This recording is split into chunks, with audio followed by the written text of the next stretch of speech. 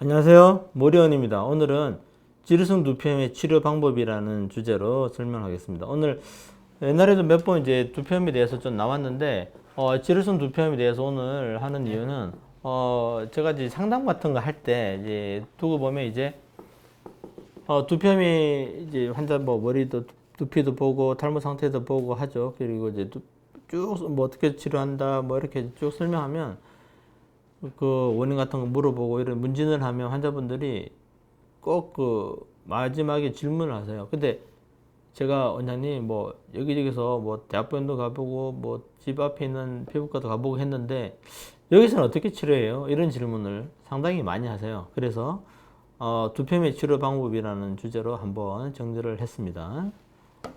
자, 두피염이 뭔가 도대체 증상이 어떤가를 알아야지 내가 두피염인지 아닌지 알겠죠. 우리 특히 두피염 중에서도 이제 기름이 많은 지루성 두피염이 대표적이라서 지루성 두피염을 보면 일단 두피가 붉어져요. 그리고 이제 염증이 많아서 두피가 좀 부픕니다. 붓기가 생겨요. 그리고 뾰루지 뭐 작은 뾰루지 한두 개 있는 거는 지장이 없는데 뾰루지가 개수가 많거나 크거나 그래가지고 이제 베개 베는데 불편하고 베개 베면 아프고 손 대면 아프고 뭐 이런 거 있죠. 그 정도로 심한 뾰루지. 그리고 가려워서 생활이 좀 지장이 있다.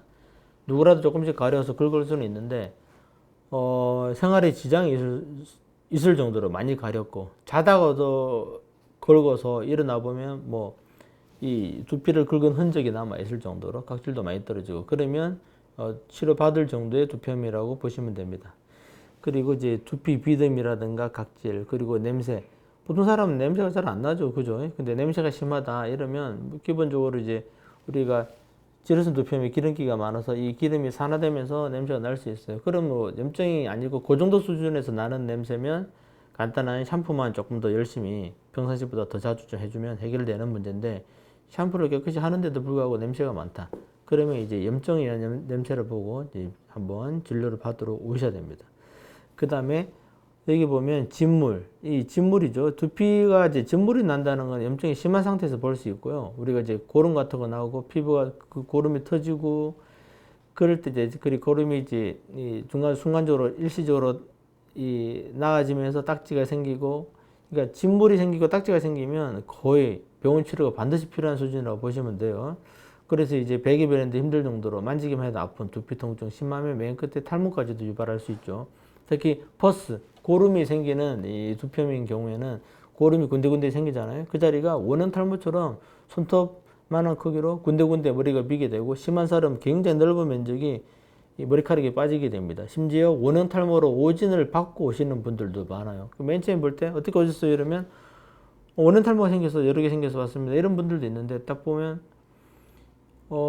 요거는 지금 고름 때문에 생긴 거고 이 자리는 지금 염증은 없지만 옛날에 염증은 생기지 않았어요. 이게 진물도 나고 고름도 있고 아 맞아요 그랬습니다 이렇게 말하시는 분들 많거든요. 그거는 원형 탈모가 아니라 심한 두피염에 남은 결과라고 보시면 되겠습니다. 아시겠죠? 그래서 의사들도 오진을 좀 한다 라고 아시면 되겠고 두피 붉음증이나 사진 보시면 붉음증, 고름, 각질도 많이 떨어지고 뾰루지도 이렇게 생각보다 많습니다. 그래서 원인을 한번 봅시다. 도대체 두피염이 왜 생기는지 환자분들에게 제가 질문을 합니다. 두피염의 원인이 본인이 왜 두피염이 생겼다고 생각하세요? 뭐 짐작이 되시는 게 있습니까? 이러면 뭐 술을 많이 먹어서 담배를 많이 피워서 잠을 안 자서 뭐 스트레스가 많아서 얘기를 하는데 절반의 환자분들은 잘 모르겠다고 얘기를 합니다. 이유는 잘 모르겠는데 왜 생겼는지 이렇게 말을 많이 하시거든요.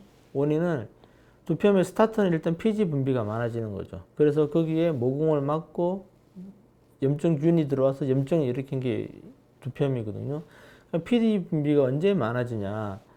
면역이 떨어졌을 때 필수 영양소가 결핍하고 과로 스트레스 호르몬 엄청 안 좋은 거 아시죠? 콜티졸 호르몬이 대표적이고 그다음 면역 떨어지는 거. 모든 사람이 염증이 조금씩 생겨요. 근데 그거를 두피염으로 발전 안 할 정도로 우리가 그걸 다시 항염증 작용을 통해서 없애고 있습니다. 그런데 이제 그 밸런스가 깨진 거죠. 예. 그래서 면역자가 있는 사람들이 많고 그 다음에 흡연음주. 흡연음주는 두피가 깨끗한 사람은 흡연음주를 해도 웬만하면 두피가 잘 안 생깁니다. 근데 어떻게 하다가 두피염이 생겼다. 그러면 흡연음주를 하면 염증이 엄청 안 좋아집니다. 경험이 다 있으실 거예요. 얼굴에 하나 뭐 여드름이든 무슨 뾰루지가 하나 났다. 근데 술 먹었다. 바로 커지죠. 그죠? 그러니까 두피염이 있는 분들은 흡연 음주를 안 하는 게 좋겠다. 그리고 잠은 이론적으로는 밤 10시에서 새벽 5시, 늦어도 3시까지는 자야 됩니다. 그런데 10시 자는 게 너무 힘드니까 웬만하면 제가 11시에 자라고 11시에는 자라고 그러는데, 잠잘 때 우리 몸의 호르몬 밸런스를 잡아주고 면역을 개선시키는 호르몬들이 나오는 시간이 이 시간입니다. 그래서 이 시간은 웬만하면 꼭 지켜주는 게 좋습니다. 그리고 이제 온도와 습도, 계절적인 변화에서 호르몬의 변화, 피지 분비도 많아지고 스트레스 때문에 지혈성 두피염의 원인이 될 수 있습니다. 특히 필수 영양소 결핍을 말할 때는 대표적인 게 아연입니다. 아연, 셀레니움, 그다음 뭐 마그네슘도 있고 여러 가지가 있는데, 특히 아연은 면역에서 굉장히 중요해요. 우리가 이제 유산균 같은 거 있죠. 뭐 요즘 선전하는 유산균 보면 저희 유산균 제품은 면역에 되게 도움이 되는 유산균입니다라고 선전하는 게 있는데, 거기에는 반드시 아연이 조금씩 들어 있어요. 왜냐하면 아연이 조금이라도 0.001mg이라도 들어 있어야지 면역에 좋다는 광고를 할 수가 있기 때문에 편법으로 유산균에 아연을 조금 넣어서 면역에 도움이 되는 유산균이다 이런 말을 쓰는 거예요. 그 정도로 아연은 많이 중요합니다. 근데 이런 게 결핍되면 많이 이제 염증이 자꾸 생기고 손톱도 약해지고 이런 일이 생깁니다. 그래서 두피염이 좋은 우리 생활 방식을 봅시다. 최소한으로 이거는 지켜줘야 된다. 샴푸가 되게 중요한데, 특히 충분한 건조.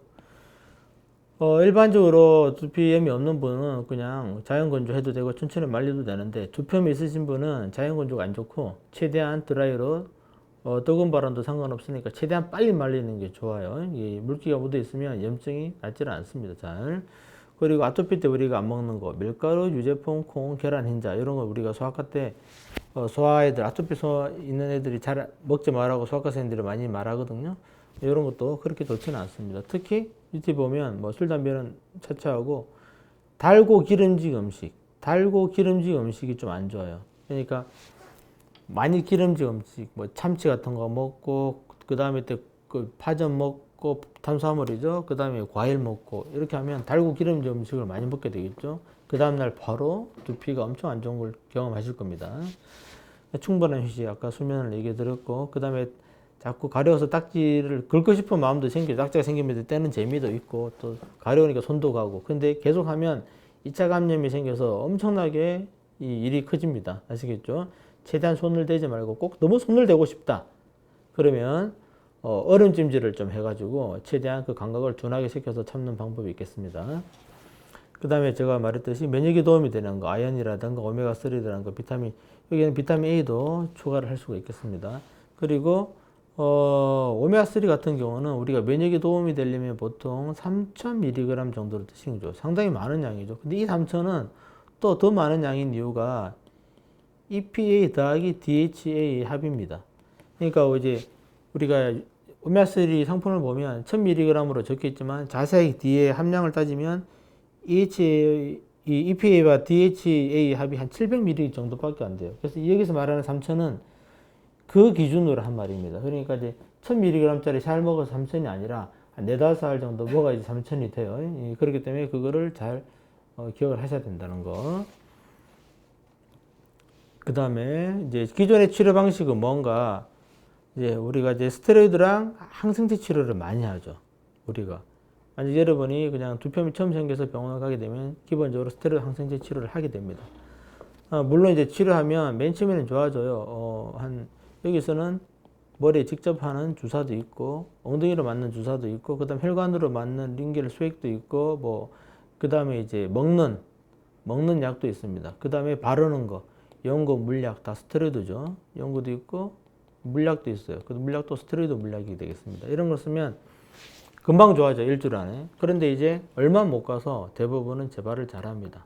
재발 안 하면 참 좋고요. 이게 제일 좋은 거죠. 근데 한 달에서 2달 사이, 늦어도 3달 안에 대부분 재발을 해요. 그러면 또 이걸 사용하게 되겠죠. 근데 몇 번 사용하다 보면 이제 효과가 없어요. 효과 없는데도 불구하고 미련을 못 버리고 계속 더 자주 주사 맞고 자주 연고를 바르고 물약 먹고 이렇게 해보면 어떻게 되냐, 스테로이드 자체 부작용으로 전혀 경험하지 못했던 두피염을 또 경험하게 됩니다.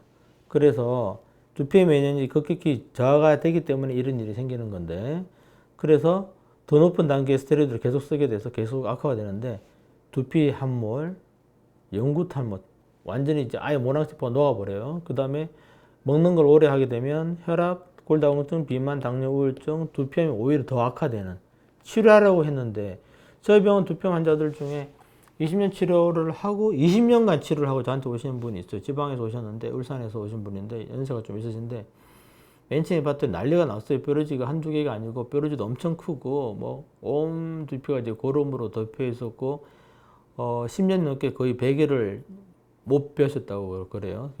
손만 대도 아프고, 그러니까 베개를 베면 이제 눌러지니까 아파서 못 빼는 거예요. 그리고 너무 가려워서 미치겠다고 그러고, 그러니까 손을 안 댈 수가 없는 상황인데, 그분이 이제 지금 저희 병원에서 9개월째 지금 치료하고 있는데 많이 좋아졌어요. 많이 좋아지고 맨 처음에 비하면 한 10%, 15% 지금 남아 있는 셈인데, 이분이 제가 그랬어요. 그래, 기존 치료보다 훨씬 낫죠? 이렇게 제가 웃으면서 얘기하니까, 그러면서, 그래, 10년간 치료한 것보다 제가 이게 낫죠? 이렇게 물었습니다. 예, 그랬더니 저보고, 원장님, 사실은 제가 20년 치료했어요. 이러더라고요. 저도 깜짝 놀랐는데, 개인병원 한의원 대학병원 다니면서 계속 스트레스만 한 거예요. 항생제. 물론 그것도 분명히 교과서에 나와 있는 치료고 좋은 치료이기도 합니다. 그런데 제가 말하고 싶은 것은 그걸 썼는데 효과가 없거나 더 악화가 된다. 그러면 미련을 갖지 마시고 빨리 스탑하는 게 오히려 더 낫다는 거죠. 아니면 이 환자분처럼 이런 일이 많이 생깁니다. 제가 워낙 많이 보거든요. 그래서 부작용이 있으면 스테로이드 치료를 중단하라. 이 말을 꼭 말씀드리고 싶어요.